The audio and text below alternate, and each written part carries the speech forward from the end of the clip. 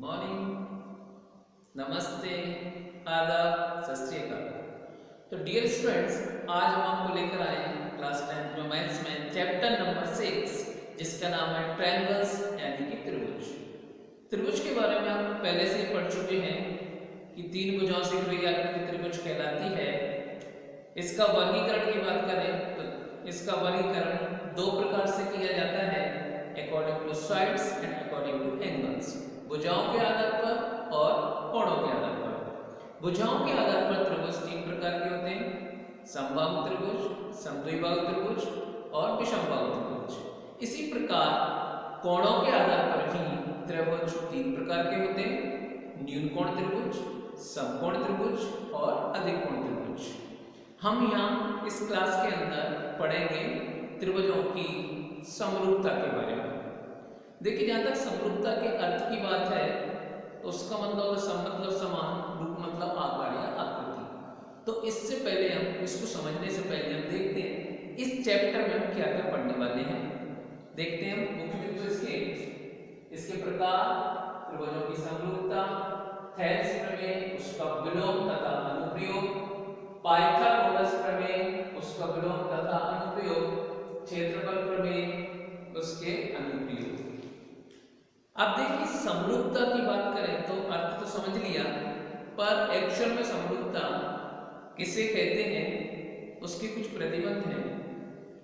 दो त्रिभुज समरूप कहलाते हैं यदि नंबर 1 उन दोनों के संगत कोण बराबर हो, नंबर 2 उन दोनों त्रिभुजों की संगत भुजाएं अनुपातिक या समानुपाती हो, तब हम त्रिभुजों को कहते हैं समरूप त्रिभुज। इसी प्रकार अब इसमें हम सबसे पहली प्रमेय देखते हैं जो है आधारभूत अनुपातिकता यानी कि थेल्स प्रमेय। सबसे पहले देखते हैं इसका स्टेटमेंट यानी कथन, ये प्रमेय क्या है और क्या कहता है। यदि किसी त्रिभुज की एक भुजा के समांतर अन्य दो भुजाओं को भिन्न भिन्न बिंदुओं पर प्रतिच्छेद करने के लिए एक रेखा खींची जाए तो ये अन्य दो भुजाएं एक ही अनुपात में विभाजित हो जाती हैं। इसके लिए अपन देखते हैं ये क्या बोल रहा है। एक त्रिभुज से देखते हैं, हमने एक चित्र बनाया, त्रिभुज का नाम ABC। इस त्रिभुज की तीन भुजाएं AB, AC और BC हैं। तो इस प्रमेय के अनुसार यदि हम भुजा BC के समांतर एक अन्य रेखा DE खींचे जो भुजा AB व AC को बिंदु D व E पर प्रतिच्छेद करे, तो जो अन्य दो भुजाएं AB व AC हैं वो समान अनुपात में विभाजित हो जाती है, अर्थात AD/DB बराबर AE/EC होना चाहिए। तो हमें क्या दिया है, सबसे पहले एक त्रिभुज जिसका नाम हमने दिया ABC, जिसमें DE समांतर BC है तथा यह AB व AC को बिंदु D व E पर प्रतिच्छेद करती है। तो हमें सिद्ध करना है कि AD/DB बराबर AE/EC। इसके लिए हमने क्या की, कुछ रचना हमने की। इसको हल करने के लिए हमने क्या किया, BE पर CD को मिलाया तथा AB पर EN एवं AC पर DM लंब डाले। आप आते हैं उत्पत्ति की ओर। सबसे पहले हमने लिया त्रिभुज ADE तथा त्रिभुज BDE में। त्रिभुज AD और BD में हम देखते हैं त्रिभुज के क्षेत्रफल का सूत्र लगाया। त्रिभुज का क्षेत्रफल होता है 1/2 आधार गुणा लंब या ऊंचाई। तो त्रिभुज ADE का क्षेत्रफल जो है, त्रिभुज AD का क्षेत्रफल क्या होगा, 1/2 आधार गुणा AD और ऊंचाई यानी लंब कितना है, EN। इसी प्रकार त्रिभुज BDE का क्षेत्रफल 1/2, इसका आधार क्या होगा, DB इनटू ऊंचाई कितनी है, EN। 1/2 से 1/2 EN से EN कट गया, तो त्रिभुज AD का क्षेत्रफल बटे त्रिभुज BD का क्षेत्रफल कितना आया, AD/DB। इसको हमने समीकरण 1 डालकर रखा। इसी प्रकार अब हम लेते हैं त्रिभुज ADE के साथ में त्रिभुज CDE। त्रिभुज ADE का क्षेत्रफल बराबर 1/2, अब इधर का आधार होगा AE और ऊंचाई होगी DM। इसी प्रकार त्रिभुज CD का क्षेत्रफल 1/2, आधार होगा EC और ऊंचाई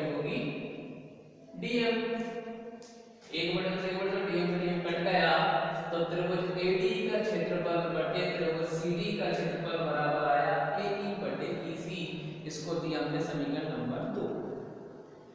अब हमने 9th क्लास में एक प्रमेय पढ़ा था, वो ये कहता है कि यदि दो समांतर रेखाओं के अंदर जितनी भी आकृतियां बनती हैं वो सभी क्षेत्रफल में बराबर होती हैं। तो यहाँ पर क्या है, DE समांतर BC है और त्रिभुज BDE एवं त्रिभुज CDE इन दोनों के अंदर है, इसलिए त्रिभुज CD का क्षेत्रफल और त्रिभुज BD का क्षेत्रफल कैसे होंगे, बराबर होंगे।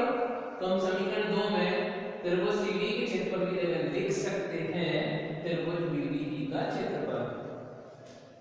तो हमने त्रिभुज BD का क्षेत्रफल बटे AC जगह लिख दिया, त्रिभुज BD का क्षेत्रफल बराबर हो गया A बटे EC, इसको दिया समीकरण नंबर 3।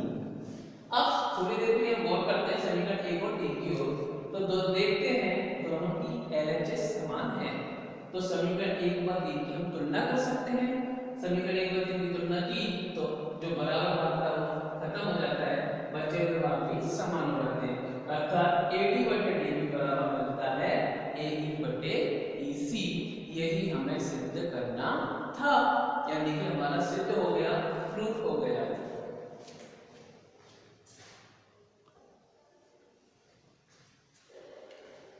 अब हम देखते हैं इसकी एक प्रश्नावली को लेते हैं। इसकी प्रश्नावली 6.1 में फिलअप है, खालिस्तान है, आप कर सकते हैं परिभाषाओं को पढ़ के। इसके बाद अब हम देखते हैं 6.2। इसका एक प्रश्न है कि आकृति में DE समांतर BC है तो EC ज्ञात कीजिए।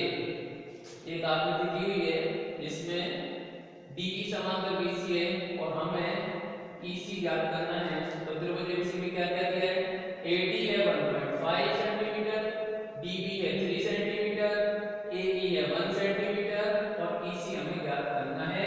और कंडीशन क्या दी है, DE समांतर BC। अभी हमने थेल्स प्रमेय पढ़ा, उसमें हमने देखा कि यदि DE समांतर BC होती है तो उस नियम से AD बटे DB बराबर होता है AE बटे EC। मान रखे हमने हल किया तो हमें मिलता है EC बराबर 2 सेंटीमीटर। इस प्रकार हमें EC का मान प्राप्त हो जाता है।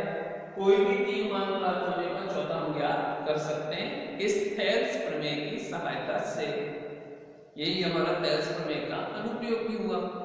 अब अगला एक और प्रश्न देखते हैं कि आकृति में LM समांतर CB तथा LN समांतर CD हो तो सिद्ध कीजिए AM बटे AB बराबर AM बटे AD।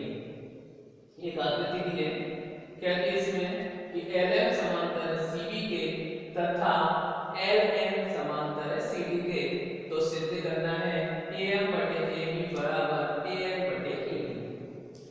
हमने देखा इसमें सबसे पहले हमने देखा त्रिभुज ABC में चूंकि LM समांतर CB के, तो थेल्स प्रमेय लगाई तो उससे क्या होगा, AL बटे AC बराबर AM बटे AB।